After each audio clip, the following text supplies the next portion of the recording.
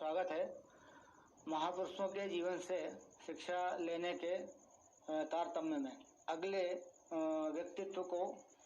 हम लेते हैं और चाणक्य, विष्णुगुप्त या कौटिल्य, हम सब ने ये नाम सुना है और हम सब चाणक्य को चाणक्य नीति के नाम से या चाणक्य नीति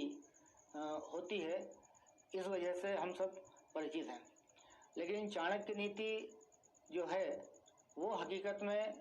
एक बृहद ग्रंथ है और उस ग्रंथ को अर्थशास्त्र भी कहा जाता है, उस ग्रंथ को दर्शन भी कहा जाता है और उस ग्रंथ को नीति शास्त्र भी कहा जाता है। और चाणक्य ने कई ग्रंथों की रचना की थी, लेकिन उसमें जो एक ग्रंथ उनका सबसे ज़्यादा प्रसिद्ध हुआ और वो था चाणक्य का नीति शास्त्र या चाणक्य का अर्थशास्त्र। अब चाणक्य के बारे में अगर जीवन परिचय हम जाने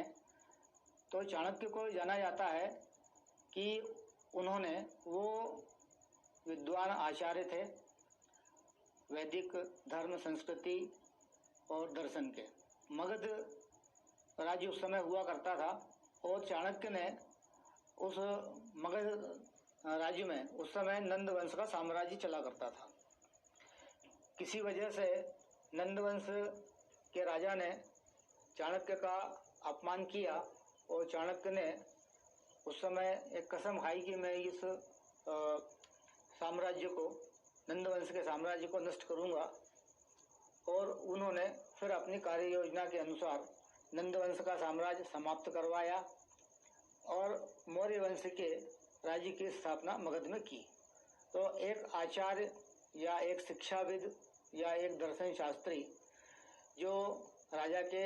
दरबार का मंत्री हुआ करता है, फिर वो पूरे साम्राज्य को नष्ट करवा करके नए साम्राज्य की नींव रखवा देता है। तो ये एक जो प्रकरण है, ये प्रकरण बताने में सक्षम है कि चाणक्य अपने आप में बौद्धिकता के स्तर पे वो कहाँ तक उठे हुए थे कि उन्होंने अपने ज्ञान का उपयोग करके, अपनी नीतियों का उपयोग करके और पूरे के पूरे साम्राज्य को बदल दिया। चाणक्य का व्यक्तित्व पूरी तरह से राष्ट्रवादी था और वो एक राष्ट्र के पक्षधर थे। और इसके लिए उन्होंने उस समय जो मगध देश अलग था और शेष भारत भी टुकड़े टुकड़े में, छोटे छोटे राज्यों में या गणराज्यों में, रियासतों में ये बटा हुआ था। और उसका लाभ उठा करके कि भारत में एकता नहीं थी, जो यूनानी आक्रमणकारी थे, इन्वेडर्स थे, वो लोग अपने अपने पांव भारत में फैला रहे थे। तो चाणक्य को उसकी बड़ी चिंता थी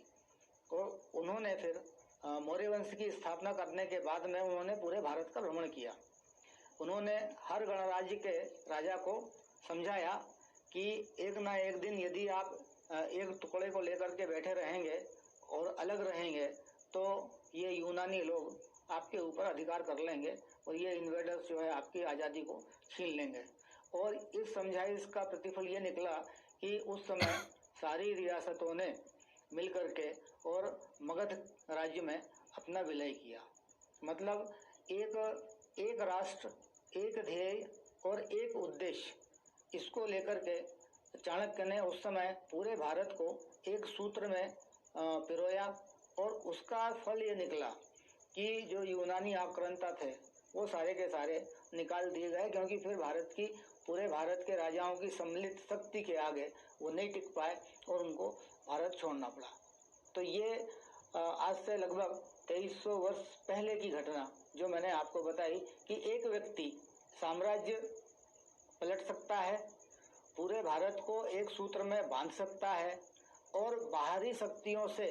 लड़ने की ताकत भारत में पैदा करके और उनको यहाँ से खदेड़ सकता है या अपनी आज़ादी को बचा सकता है। तो ये दूसरा काम था चाणक्य के जीवन का जो उन्होंने किया कि पूरे भारत को एक किया, अखंड भारत जिसको के नाम से जाना जाता है। और उस अखंड भारत के की एकता ने यूनानी आक्रमणकारियों को उस समय देश से बाहर कर दिया था और उनके साथ में लिखित संधि हुई थी कि वो दोबारा कभी यहाँ नहीं आएंगे, और वो लोग नहीं आए। बाद में इन्वेडर्स जो आए हैं वो दूसरे लोग आए। मौर्य वंश की स्थापना के बाद में चाणक्य ने जो काम किया था कि उन्होंने राज्य कैसे चलेगा या राज्य को कैसे चलाया जाएगा, तो उन्होंने सबसे पहले ये विचार दिया था कि राज्य अपना संविधान खुद लिखेगा, यानी कि राज्य की जनता अपना भाग्य खुद लिखेगी कि वो अपना जीवन यापन कैसे करेगी, कैसे रहेगी, राज्य व्यवस्था कैसे चलेगी। और ये संविधान लिखने का कंसेप्ट कि राज्य अपना संविधान लिखे और फिर उस संविधान के हिसाब से राज्य की व्यवस्थाएं चलें, ये मानवता के इतिहास में चाणक्य पहले व्यक्ति थे जिन्होंने ये कंसेप्ट दिया था। और लगभग 2300 साल पहले की ये बात है, जब भारत में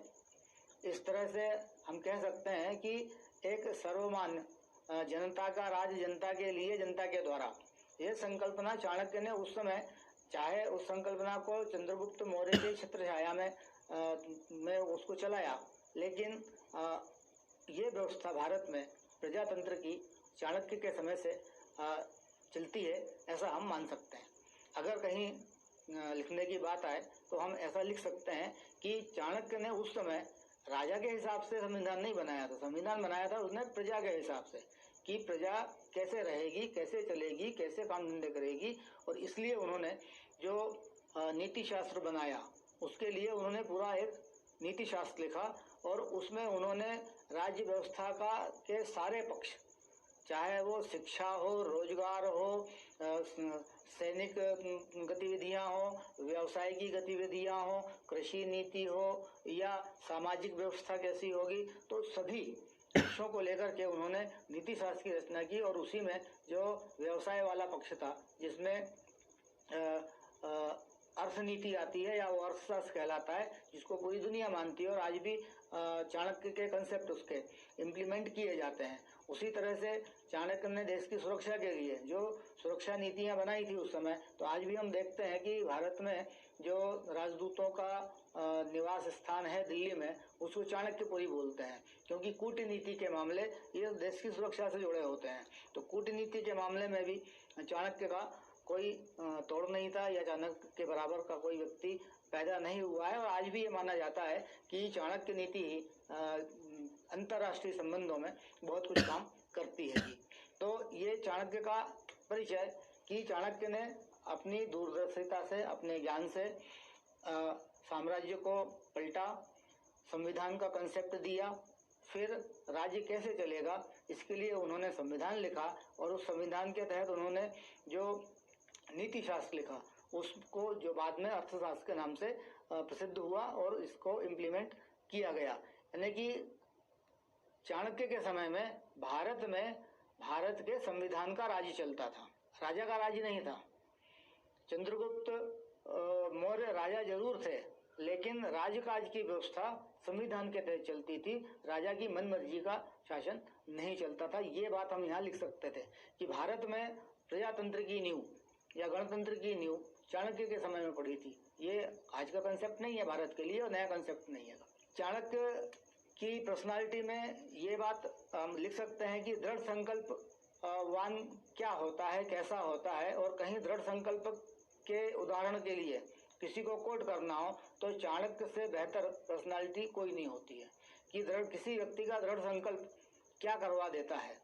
दृढ़ संकल्प ने मगध का राज पलटवाया, दृढ़ संकल्प ने भारत को एकता के सूत्र में बांधा, दृढ़ संकल्प ने यूनानी आक्रांताओं को देश से भगाया और दृढ़ संकल्प ने ही जनता का शासन जनता के द्वारा जनता के लिए संविधान के तहत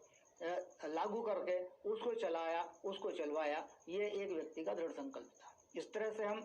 इंटरप्रिटेशन इसके लिख सकते हैं। आइए आगे देखते हैं। अब चाणक्य के अर्थशास्त्र में जिन बातों की सर्वाधिक चर्चा होती है उसमें आता है कि चाणक्य ने उस समय जब मगध का राज्य हुआ करता था और नंद वंश का साम्राज्य था और उसके राज्य में जो चाणक्य ने देखा होगा या समझा होगा, तो उस चीज को उन्होंने अपने अर्थशास्त्र में लेकर के और उससे निपटने के उपाय दिए। और उस समय चाणक्य ने प्रशासन में जो लोग लगे होंगे उनका आचरण कैसा हो सकता है, उनका व्यवहार कैसा हो सकता है, और उनके आचरण और व्यवहार को नियमित, संयमित या राज्य के अनुकूल रखने के लिए या जनता के अनुकूल रखने के लिए कौन कौन से उपाय करने चाहिए, इस बात का अनुमान उन्होंने उस समय लगाया और उस तरह की व्यवस्था उन्होंने अपने अर्थशास्त्र में की। और आज के समय में यूपीएससी के परिप्रेक्ष्य में चाणक्य की जो बातें पूछी जाती हैं या जिनकी विवेचना करने के लिए कहा जाता है या हम उनको कोट कर सकते हैं, वो है सबसे बड़ा देश का ज्वलंत मुद्दा या देश की सबसे बड़ी समस्या जो है भ्रष्टाचार। और इस भ्रष्टाचार को लेकर के चाणक्य ने उस समय जो बातें कही थी उनकी प्रासंगिकता आज भी बनती है और आज भी उन्हीं के आधार पर प्रशासन में सोचा जाता है। आप अगर सेकेंड ARC की 4th रिपोर्ट और 10th रिपोर्ट देखेंगे, द्वितीय लोक सेवा सुधार आयोग की जो अनुशंसाएं हैं, तो उसमें अध्यक्ष वीरप्पन मोइली के भाषण हैं प्रारंभ में, और उन भाषणों में ये दोनों ही रिपोर्ट नैतिकता के हिसाब से इम्पोर्टेंट है। दोनों रिपोर्ट हमको पढ़नी पड़ेंगी। और प्रशासन में नैतिकता और प्रशासन का पुनर्गठन, तो इन दोनों में जो बातें हैं कि प्रशासन में नैतिकता क्यों और भ्रष्टाचार के कारण उपाय, और उस पर पूरी रिपोर्ट है वो। तो चाणक्य ने उस समय जो बातें कही थी उन बातों को वीरप्पन मोइली ने अपने भाषण में कोट की हैं कि चाणक्य के अनुसार भ्रष्टाचार की समस्या उस समय भी थी और उन्होंने ये उपाय किए थे, इसलिए हमको भी आज की तारीख में लोक सेवा में सुधार करके और इस भ्रष्टाचार पे अंकुश लगाना देश के लिए आवश्यक है। और फिर वो सेकेंड ARC में जो अनुशंसाएं हैं उन अनुशंसाओं को वहां पर लिया गया है। तो जो बातें चाणक्य ने वहां कही थी भ्रष्टाचार को लेकर के, वो मैंने यहाँ पे सिद्धांत उसके लिए हैं, इंटरप्रिटेशन के लिए, और ये अगर हम समझेंगे तो लोक प्रशासन को समझना भी आसान हो जाएगा। और उसमें चाणक्य का कहना यह था कि प्रशासन में जो लोग लगे होते हैं उनके पास में सरकार और सरकार का खजाना और देश के संसाधन, इनके उपयोग के पूरे पूरे अधिकार होते हैं और उन्हीं के द्वारा वो देश का संचालन, संधारण, नियमन, नियंत्रण ये सब करते हैं। तो चाणक्य का कहना यह था कि जिस प्रकार जीभ पे रखी शहद का स्वाद लेना असंभव है, उसी तरह सरकारी तंत्र के लोग राजकोष से कुछ न कुछ धन का हरण करते ही हैं। ये एक प्राकृतिक नियम है। चाणक्य ने कहीं से कोई सिद्धांत आसमान से नहीं उतारा या कोई मनगढ़ंत सिद्धांत उन्होंने नहीं दिया। उन्होंने जो बात कही वो प्राकृतिक कही, यूनिवर्सल ला है कि आपकी जीभ पे अगर शहद टपका दी जाएगी तो वो मीठी लगने वाली ही है और कोई पूछेगा तो आपको उसको मीठा कहना ही होगा, उसके अलावा कोई दूसरा रास्ता है ही नहीं। तो इसी तरह से राजकोष जो कि प्रशासनिक अधिकारियों, कर्मचारियों और नेताओं के पास होता है, ये उसमें से कुछ न कुछ धन का हरण करते ही हैं, क्योंकि वो स्वाद लेंगे ही लेंगे। जैसे शहद का स्वाद आना ही है, आप उसको नकार नहीं सकते, उसी तरह से ये उस धन का स्वाद लेंगे। मतलब ये कि कुछ न कुछ धन की हेरा फेरी और चोरी उस धन में से होगी। ये एक कन्फर्मेटरी सिद्धांत है, इसमें कहीं कोई संशय की बात ही नहीं है। यानी कि भ्रष्ट आचरण प्रशासन में प्रशासनिक लोगों के द्वारा उस जमाने में भी होता था, ये ऐसा इंटरप्रिटेशन लग सकता है और ये तभी चाणक्य ने लिखा हैगा। लेकिन मान्यता इस बात की होती है कि उस समय भ्रष्टाचार का स्तर क्या था और आज भ्रष्टाचार का स्तर क्या है। चाणक्य ने उस समय जब उपाय लिखे हैं तो वो उपाय इतने कड़े हैं कि उस समय भ्रष्टाचार का स्तर इतना न्यून रहा होगा कि वहाँ सदाचार या आपका जो नैतिक शासन है वो नैतिक शासन वहाँ रहता था। फिर भी यदा कदा अगर कोई भ्रष्टाचार हो जाए तो उससे कैसे निपटना है, तो उसके लिए ये सिद्धांत चाणक्य ने दिए थे। तो पहला सिद्धांत ये कि ये तय बात है कि सरकारी धन का हरण होगा या दुरुपयोग होगा या चोरी होनी है। दूसरी बात यह है कि राज्य के कर्मचारी उस मछली की तरह हैं कि कोई नहीं जानता मछली कब और कितना पानी पिएगी अथवा पिएगी या नहीं पिएगी। अब ये भी एक यूनिवर्सल लॉ है कि हम खड़े होकर के देख तो सकते हैं मछली को, लेकिन वो पानी में किधर मुड़ेगी, किधर जाएगी, और वो पानी पी रही है नहीं पी रही है, पिएगी नहीं पिएगी, ये निश्चित नहीं होता है। तो इसी तरह जो प्रशासनिक तंत्र में काम करने वाले लोग होते हैं वो जनता के धन में या संसाधनों से प्राप्त आय में डूबे रहते हैं। अब ये उस धन को कैसे कैसे घुमाएंगे, कैसे कैसे षड्यंत्र करके अनेक अनेक रास्तों से खुद भी बचेंगे और वो उस धन को भी लेकर के जाएंगे, ये कोई नहीं जान सकता या कोई नहीं कह सकता। कि घोड़ा जब तक बंधा होता है खूंटे से तब तक उसको जो आप देंगे वो खाएगा, जो आप उसको पीने के लिए देंगे वो पिएगा उसको और खड़ा रहेगा शांति से। लेकिन अगर आपने उसको छोड़ दिया तो फिर वो हरियाली देखता है, where is the green field, और जहाँ हरियाली होती है या उसके काम का सामान जहाँ होता है वो सीधा वहीं भागता है, फिर वो अस्तबल में खड़ा नहीं रहेगा। तो ये व्यवहार या ये एक कंसेप्ट कि जब तक अनुशासन की डोर बंधी है तब तक तो अनुशासित है, लेकिन अगर अनुशासन की डोर छूट जाए या अनुशासन की डोर हो ही ना तो फिर व्यक्ति का आचरण क्या होगा ये हम नहीं कह सकते। या वो ग्रीन फील्ड की तरफ जाएगा, मतलब वो वही काम करेगा जिससे उसको फायदा मिलता हो या उसी का लाभ होता हो, वो दूसरे के हित की बात नहीं सोचेगा, स्वयं के हित की बात सोचेगा। यहाँ पे इसका मतलब इस तरह से हमको लेना पड़ेगा कि मेरे मतलब का क्या है। तो सरकारी कर्मचारी भी है कि अगर उनके ऊपर अनुशासन का डंडा है, अनुशासन के नियम कायदे कानून हैं और कुछ प्रावधान है ऐसे, तो वो सीधे रहेंगे, और अगर वो नहीं हो तो फिर प्रशासनिक अधिकारी सरकारी धन का या जनता के धन का दुरुपयोग कैसे करेंगे या हरण कैसे करेंगे ये कोई नहीं कह सकता। तीसरी बात अगर हम देखें व्यक्तिगत जीवन में तो धन की लालसा जो व्यक्ति की बढ़ती है वो उसकी जो वास्तविक जरूरतें हैं उनकी वजह से उतनी ज़्यादा नहीं बढ़ती जितनी उसकी अनावश्यक जरूरतों की वजह से बढ़ती है। और अगर व्यक्ति के आचरण में उसके मूल्य या उसकी आदतें, उसका व्यवहार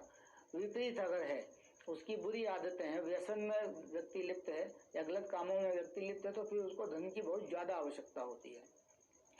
और जब ये धन की लालसा अगर बढ़ती है तो सैलरी कम पड़ने लगती है, सैलरी कम पड़ने लगती है तो फिर ये सरकारी कर्मचारी या अधिकारी राजकोष के धन का उपयोग स्वयं की जरूरतों को पूरा करने में करने लगते हैं और उसके ये अनेकों अनेक तरीके खोजते हैं। तो इसलिए चाणक्य का कहना था कि सरकारी कर्मचारियों पे और प्रशासकों पे नियंत्रण होना ये बहुत जरूरी होता है। और उसका उन्होंने उदाहरण दिया कि अस्तबल में घोड़ा बंधा है तब तक ठीक है, घोड़ा अगर छूट जाएगा तो फिर वो अपने स्वार्थ के लिए या अपने भले के लिए ही देखेगा और वो अपनी जरूरतें पूरी करेगा। अब कौटिल्य ने फिर अपने अर्थशास्त्र में ऐसे कोई 40 से ज़्यादा तरीके बताए जिनके द्वारा धन का दुरुपयोग सरकारी तंत्र के लोग कर सकते हैं या करते हैं। अब ये जो संसाधन राष्ट्र के या धन हरण हो जाता है या प्रशासनिक अधिकारी उसको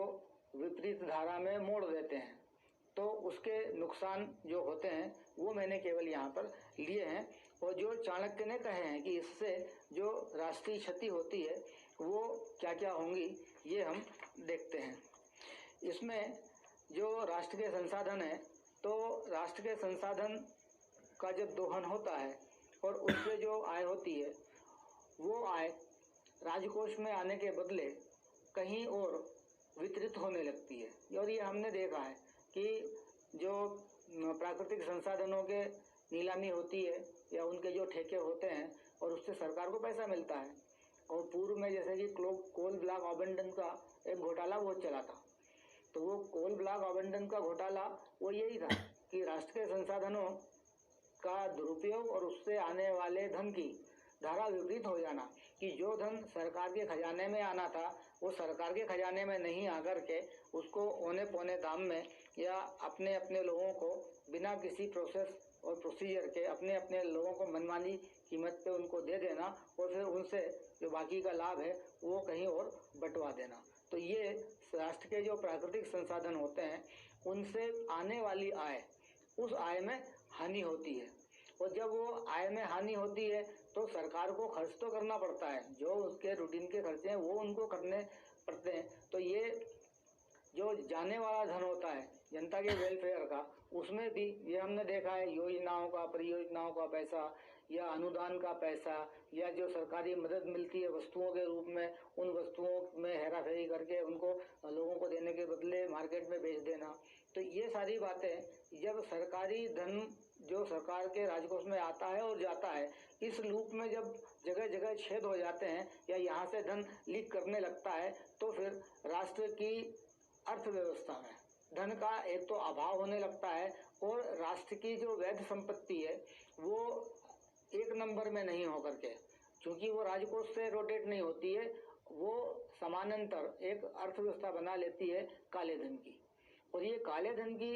अर्थव्यवस्था जो समानांतर समाज में चलने लगती है, उससे समाज के छोटे मोटे काम तो हो जाते हैं, लेकिन कोई राष्ट्रीय हित का बड़ा काम उससे नहीं होता, क्योंकि वो कैश फ्लो सरकार के खजाने से है ही नहीं। वो खजाने से एक बार निकल के लापता हो गया, वो गुम हो गया। वो बाजार में लोग उससे अपना जो भी कर रहे हैं रोजमर्रा का काम, उससे उनका रोजमर्रा का काम हो सकता है, लेकिन राष्ट्रीय परिप्रेक्ष्य में देखें तो उससे कोई भी काम राष्ट्रीय परिप्रेक्ष्य में राष्ट्र के भले का कोई भी काम नहीं हो सकता है। ना तो वो शिक्षा पे खर्च हो सकता है, ना वो पैसा स्वास्थ्य पे खर्च होगा, ना वो पैसा इंफ्रास्ट्रक्चर पे खर्च होगा, ना वो पैसा इंडस्ट्रियलाइजेशन पे खर्चा होगा, ना वो पैसा तकनीकी विकास में खर्च होगा। किसी भी प्रकार का सार्वजनिक कार्य जो राष्ट्रीय हित का है और सर्वहित का है, वो ब्लैक की इकोनॉमी से हो ही नहीं सकता है। इसीलिए चाणक्य ने कहा कि ये जो है संसाधनों की धारा विपरीत हो जाना, ये राष्ट्र के लिए घातक होता है, क्योंकि राष्ट्र के संसाधनों का दोहन होता है, उससे कुछ पैसा हम कमाते हैं और वो पैसा जब सरकार के राजकोष से निकलता है जनता के काम के लिए, तो वो बीच में टपक जाता है। और ये बात हमने हमारे पूर्व प्रधानमंत्री श्री राजीव गांधी ने बड़ी स्पष्टता के साथ में स्वीकार की थी संसद में कि हम जब यहाँ से 1 रुपया आम आदमी के लिए भेजते हैं तो उसको 15 पैसे मिलते हैं। अब जब टैक्स का पैसा, 1 नंबर का पैसा सरकारी खजाने से निकल गए, उसमें से 85 पैसे ब्लैक की अर्थव्यवस्था में चले गए, जिनका अब कोई हिसाब नहीं मिलने वाला है। केवल 15 पैसे उस आदमी को मिले जिसके लिए भेजे गए थे, तो वो 15 पैसे भी वो व्यक्ति जब अपनी जरूरतों पे खर्च करेगा तो वो ब्लैक मार्केट में चले जाने वाले। तो ये एक प्रकार से प्रोसेस ऐसी हो जाती है कि देश को हम बेच रहे हैं या देश के संसाधनों का दोहन कर करके पैसा कमा रहे हैं, और उसको ये भ्रष्टाचारियों के माध्यम से हम जनता में उसको ऐसे पंप कर रहे हैं कि वो केवल रोजमर्रा के काम में उपयोग हो सकता है, उससे कोई राष्ट्रीय काम नहीं हो सकता है या उससे कोई जनहित का काम नहीं हो सकता है। तो ये जो समानांतर काले धन की अर्थव्यवस्था बन जाती है, ये चाणक्य के हिसाब से राष्ट्र के लिए बहुत घातक बन जाती है। ये चाणक्य के हिसाब से राष्ट्र के लिए बहुत घातक होती है और राजकोष में आने वाले धन में कमी होने लगती है। फिर हम ज़्यादा से ज़्यादा रॉ मटेरियल एक्सपोर्ट करते रहेंगे, ज़्यादा से ज़्यादा संसाधन हमारे विदेशियों को देने की कोशिश करते हैं कि कोई हमें पैसे दे दे। तो ये इस प्रकार से